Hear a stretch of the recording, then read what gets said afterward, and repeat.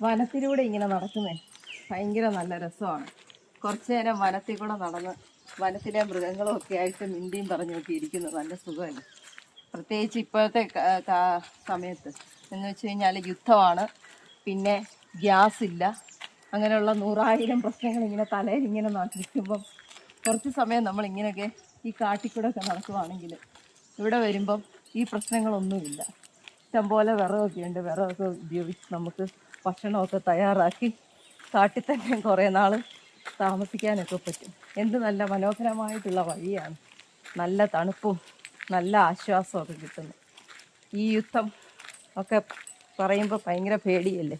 പക്ഷേ ഇങ്ങനെ നമുക്ക് ഇതിനകത്തൂടെ വരുമ്പം കാട്ടുമൃഗങ്ങളെ കണ്ടാൽ പോലും അത്രയും പേടി നമുക്ക് വരത്തില്ല ഇപ്പോഴത്തെ ഒരു അവസ്ഥയിൽ.